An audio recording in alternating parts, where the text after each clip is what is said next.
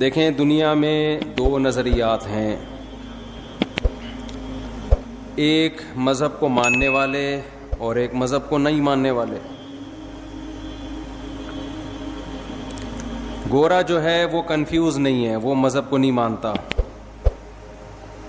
لہذا اس کا ایک خاص لائف اسٹائل ہے، وہ اسی لائف اسٹائل کو فالو کرتا ہے۔ ایسا ہی ہے نا؟ آواز سب کو صاف آ رہی ہے؟ بالکل۔ جو مذہب پہ چلنے والے ہیں، علماء ہیں، بزرگان دین ہیں، وہ بھی کنفیوز نہیں ہیں، وہ اللہ کو مانتے ہیں، اللہ کے نبی کو مانتے ہیں، ان کو پتہ ہے یہ اچھا ہے، یہ برا ہے، یہ کرنا ہے، یہ نہیں کرنا۔ ان کی بھی ایک منزل ہے، کبھی برائی ہو جائے تو توبہ کی کوشش کرتے ہیں کہ غلط ہو گیا، اس کو صحیح کرنا ہے۔ یہ جو بیچ کے لوگ ہیں نا، جو زیادہ تر دنیا میں وہی ہیں، یہ کنفیوز ہیں کہ کرنا ہے کیا ہمیں، اور اس کنفیوژن کی وجہ سے بہت سارے مسائل کھڑے ہو رہے ہیں۔ میں اکثر اس کی ایک مثال دیتا ہوں کہ آپ کو گاڑی میں بٹھا دیا گیا اور آپ کو پتہ ہی نہ ہو کہ یہ بس جا کہاں رہی ہے،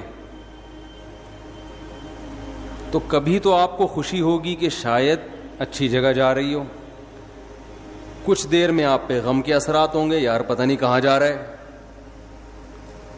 تو اس قسمہ پرسی کی حالت کو قرآن نے یعمہون سے تعبیر کیا ہے کہ جو لوگ مذہب کو مکمل فالو نہیں کرتے، یعمہون، وہ وادیوں میں حیران سرگردان گھومتے ہیں، بھٹکتے ہیں۔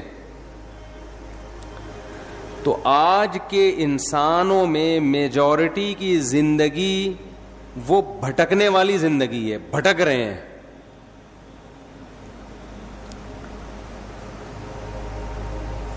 مجھے آپ ایک بات بتاؤ کہ کسی کام کی پلاننگ کام کرنے کے بعد کی جاتی ہے یا کام کرنے سے پہلے کی جاتی ہے؟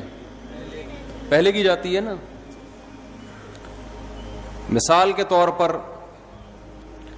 آپ نے ناظم آباد میں، نیا ناظم آباد میں، ماشاءاللہ بڑا اچھا لگا مجھے، یہاں کے بڑا اچھا بنا ہوا ہے، پہاڑے وہاڑے بڑے پیارے لگ رہے ہیں۔ نیا ناظم آباد میں آپ نے پلاٹ خریدا کہ میں گھر بناؤں گا، بغیر نقشے کے آپ نے اس میں گھر تعمیر کرنا شروع کر دیا۔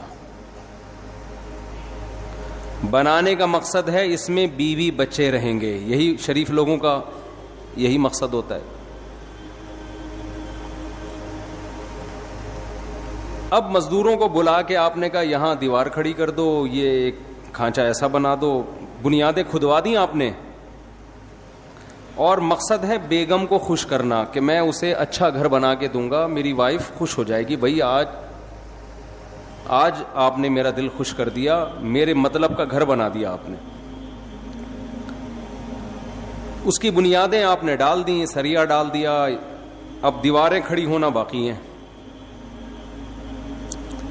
بنیاد مضبوط ہو گئی، بیگم صاحبہ کو آپ نے وزٹ کرایا، بیگم کو آپ نے بتایا یہ گھر ہے، اس نے کہا یہ کیا بن رہا ہے، آپ نے کہا یہ کچن ہے، اس نے کہا کچن تو یہاں ہونا ہی نہیں چاہیے، کچن کہاں ہونا چاہیے، کچن تو وہاں ہونا چاہیے۔ یہ کیا بنا دیا جی، یہ کس چیز کی بنیاد ہے، یہ واش روم کی ہے۔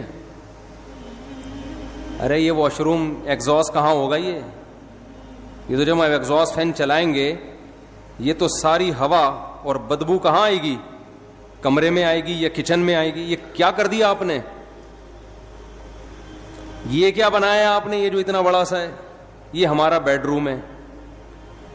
بھائی آپ نے ایسی جگہ بیڈ روم بنا دیا وینٹیلیشن کا کوئی انتظام ہی نہیں ہے۔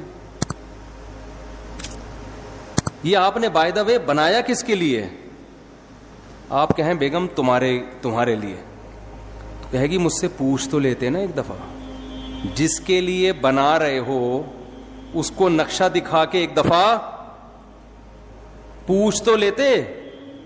آپ کہیں نقشہ تو میں نے بنایا ہی نہیں. نقشہ بنتا تو میں دکھاتا نا.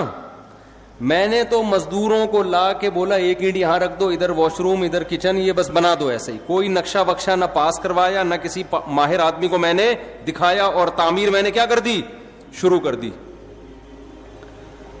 تو بیوی کہے گی گھر تو گیا تیل لینے, مجھے تو یہ سوچ رہی ہوں کہ آپ کے ساتھ میری لائف گزرے گی بھی یا نہیں گزرے. میں تو سوچ رہا ہوں کہ ڈاکومنٹس وغیرہ بنواؤں, خلا کے, طلاق ولاق کے, کہ بندہ انسان کا بچہ مجھے نہیں لگتا. اتنا بڑا کام آپ کر رہے ہو اور بغیر پلاننگ کے, بغیر نقشہ پاس کیے, بغیر کسی ماہر سے مشورہ لیے دیواریں پینڈوؤں کی طرح لا کے رکھنا آپ نے شروع کر دی. کسی گاؤں میں تھوڑی کوئی گھر بن رہا ہے, تو نیا ناظم آباد میں بن رہا ہے. آپ نے نئے ناظم آباد کا وہ حشر کیا کہ ایسا حشر تو پرانے ناظم آباد کا نہیں ہے. بیڑا ہی غرق کر دیا. تو دنیا میں کوئی بھی عقل مند ہمیشہ کام سے پہلے پلاننگ کرتا ہے, کام کے بعد پلاننگ نہیں کرتا, کیونکہ اب پلاننگ کا ٹائم ختم ہو گیا.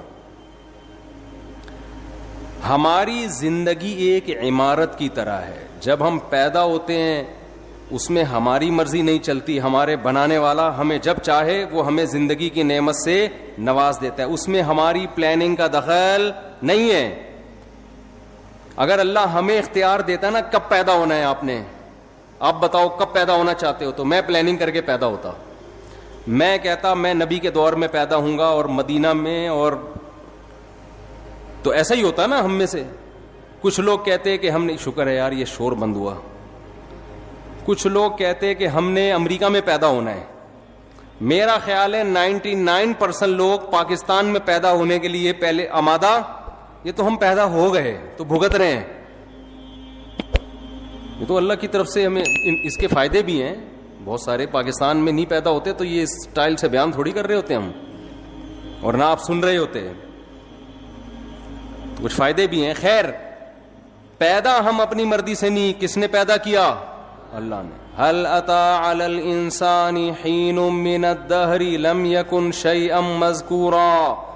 اللہ کہتے ہیں بہت طویل عرصہ انسان پر, کروڑوں اربوں سال ایسے گزرے ہیں جب تمہارا کوئی وجود تھا ہی نہیں, کچھ بھی نہیں تھے. ہم نے اپنی قدرت سے تمہیں حیات دی ہے. کوئی ڈاروین کے نظریے کی پیداوار نہیں ہے ہم لوگ کہ بندر سے ترقی کرتے کرتے انسان بن گئے. یہ بکواس ہے, فضول بات ہے. بندر کھربوں سال بعد بھی بندر کا بندر ہی رہے گا, وہ نہیں چینجنگ آئے گی اس میں. ایک لوہا کہیں پڑا ہوا کھربوں سال میں تیر یا کمان بن سکتا ہے وہ, تو ایک سیل انسان کیسے بن گیا. اور میں ڈاروین مجھے ملا اکیلے میں اس سے کہوں گا کہ ہمارے آباء و اجداد اگر بندر تھے تو دم کہاں گئی ہماری, یا تو دم دو یا دم کے پیسے چاہیے ہمیں. چیز تم نے غائب کر دی یار, ایک پوری دم غائب کر دی اور اس کے پیسے بھی نہیں دے رہے. تو ڈاروین نہیں بولا ہے نا کہ دم تھی غائب ہو گئی ہے. تو قرآن کہتا ہے کہ کروڑوں کھربوں سال انسان پر ایسے آئے ہیں کہ وہ قابل تذکرہ چیز نہیں تھا. انا خلقنا, ہم نے بنایا اپنی قدرت سے, اپنے ارادے سے. تو ہمیں پیدا کس نے کیا ہے, اللہ نے. اس میں ہماری پلاننگ کا کوئی دخل نہیں ہے. اس کے بعد ہم ماں کی چھاتیوں سے دودھ پیتے ہیں, ہمارے ماں باپ ہمیں پالتے ہیں, پوستے ہیں, بڑا کرتے ہیں. اس میں ہمارے والدین کی پلاننگ کا دخل ہوتا ہے, ہماری اپنی پلاننگ کا دخل نہیں ہوتا. تبھی تو حدیث میں آتا ہے, نبی صلی اللہ علیہ وسلم نے فرمایا, کل مولود یولد علی الفطرہ فابواہ یہودانہ او ینصرانہ او یمجسانہ. ہر بچہ نیچر پہ پیدا ہوتا ہے, اسلام پہ پیدا ہوتا ہے. اس کے والدین پلاننگ کر کے کوئی اس کو یہودی بنا دیتا ہے, کوئی مجوسی بنا دیتا ہے, کوئی عیسائی بنا دیتا ہے, اس کو اس کی نیچر سے ہٹا دیتا ہے. کوئی بچہ ماں باپ کو دیکھ کے شرابی بن جاتا ہے, کوئی چور بن جاتا ہے, نیچر سے ہٹتے ہیں. تو یہ کس کی پلاننگ کی وجہ سے, والدین کی پلاننگ کی وجہ سے.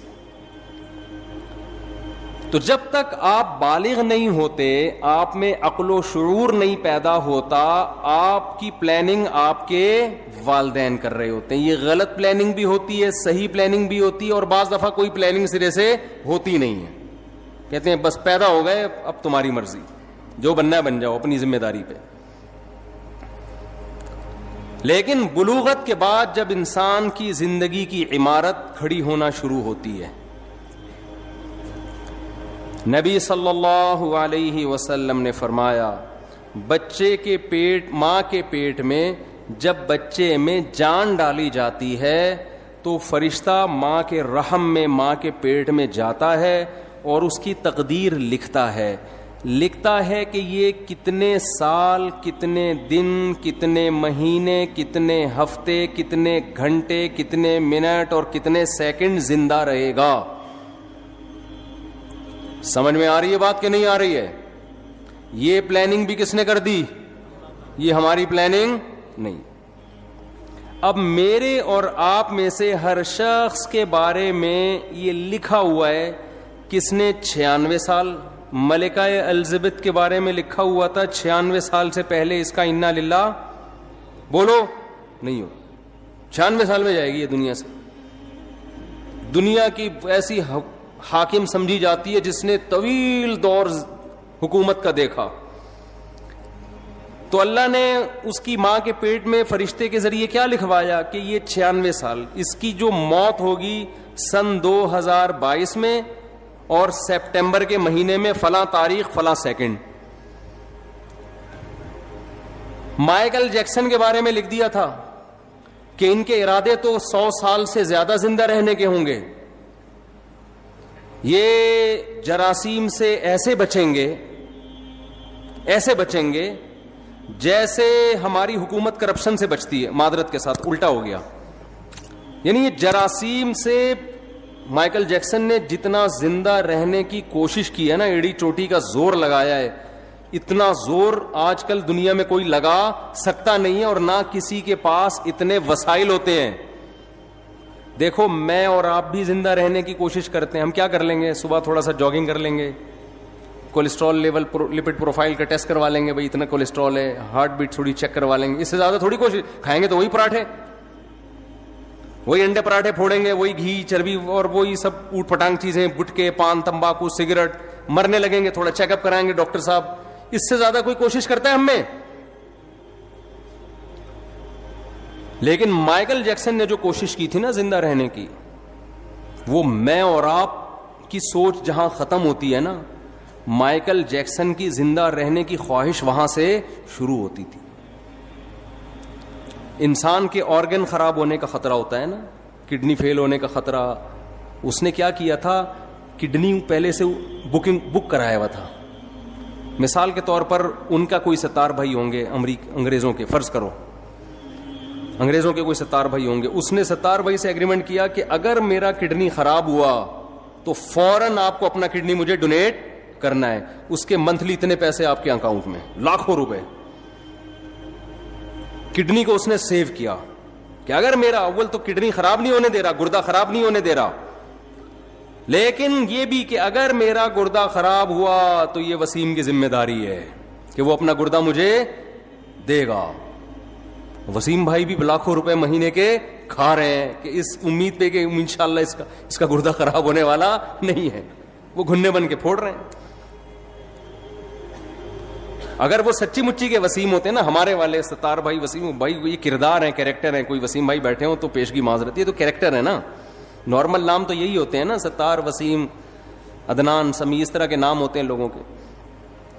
تو وہ مائیکل جیکسن نے زندہ رہنے کی لالچ میں ایڑی چوٹی کا زور لگا لیا. وہ ہاتھوں میں گلوز پہنتا تھا کہ اگر میں کسی سے ہینڈ شیک کروں گا تو کسی کے جرم میرے ہاتھ میں منتقل نہ ہو جائے. ہم تو کورونا میں احتیاط نہیں کر رہے تھے, بغیر کورونا کے اتنی احتیاط کر رہا تھا وہ. لیکن اسے یہ معلوم نہیں تھا کہ مائیکل جیکسن جب اپنی ماں کے پیٹ میں تھا تو فرشتے نے لکھ دیا تھا کہ اس کا ایک بہت بڑا پروگرام ہونے والا ہوگا جس میں اس کی کروڑوں روپے کی ارننگ ہونے کی امید ہوگی, کروڑوں روپے کے ٹکٹ فروغ ہوں گے, اس سے بہتر پروگرام اس کا اس سے پہلے کبھی نہیں ہوا ہوگا, اور یہ بڑی امیدوں میں ہوگا کہ اب میرا پروگرام آنے والا ہے, اس کے لیے پریکٹس کر رہا ہوگا, اس کے لیے جشن منایا جا رہا ہوگا, اور ایک دن یہ اسی امید پہ رات کو سوئے گا. اس کی عمر ہوگی 50 سال, اور صبح پولیس بھی اس کو اٹھائے گی تو پولیس سے بھی یہ نہیں اٹھے گا. ظاہر ہے آپ کو پتا ہے جب پولیس اٹھائے اور بندہ نہ اٹھے یہ ممکن ہے, یہ جبھی ممکن ہے جب بندہ مر چکا ہو, ورنہ پولیس تو اچھے اچھوں کو اٹھا لیتی ہے. تو ایسا سویا مائیکل جیکسن 50 سال کی عمر میں کہ ہمارے یہاں گٹکے کھا کے لوگ 60 کراس کر لیتے ہیں, یہ نا جراثیم کو گلے لگا کے بھی 60-70 نکال لیتے ہیں, کولیسٹرول کو لے کے چل رہے ہوتے ہیں, کڈنی دونوں فیل ہو چکے ہیں, چل رہے ہیں. میں تو دیکھتا ہوں نا کینسر کے مریض 15 20 سال سے گھسیٹ رہے ہیں, جو صحیح بندہ ہو رہا ہے وہ مر رہا ہوتا ہے. تو مائیکل جیکسن حیران ہو گیا کہ یار جو گٹکے کھا رہا ہے, جو چرس پی رہا ہے, جو ہیروئن پی رہا ہے, وہ کمبخت نہیں مرا, اور میں نے اتنا صحت کا خیال کیا اور 50 سال میں سویا ہوں, کوئی موت کا چانس نہیں تھا. ڈاکٹروں کی پوری ٹیم ہر وقت اس کے ساتھ رہتی تھی. اگر مائیکل جیکسن کو کبھی چھینک آتی تھی نا تو اس کے ذمہ دار ڈاکٹر تھے کہ چھینک آئی کیوں. ہمیں چھینک آتی ہے تو کوئی ذمہ دار ہوتا ہے؟ بولو. چھینکتے رہو, گورنمنٹ کہتی ہے اپنے خرچے پہ جتنا چھینکنا ہے جراثیم پھیلاؤ, آپ چھینکو, منہ پہ جا کے چھینکو لوگوں. ہمارے ہاں بلغم کے تھپیڑے دیکھو نا آپ وضو خانوں میں, کیسے ایک دوسرے کے منہ پہ خا خا کر رہے ہوتے ہیں اور کیا کچھ ہو رہا ہوتا ہے. مائیکل جیکسن کو چھینکنے کی گورنمنٹ کی طرف سے, مائیکل جیکسن کے جو ڈاکٹر تھے, تو مائیکل جیکسن کو چھینک آئے تو ذمہ دار کون تھے؟ ڈاکٹر. کی چھینک آئی کیوں؟ آپ کو میں ہر مہینے اتنا پیسہ دے رہا ہوں, کوئی جراثیم میری ناک میں گیا کیسے؟ ڈاکٹروں کا پینل اس وقت بھی اس کے پاس موجود تھا. لیکن موت کے جو فرشتہ تھا نا, جو اللہ نے اس کی ماں کے پیٹ میں بھیجا تھا, اس نے لکھ دیا تھا کہ 50 سال میں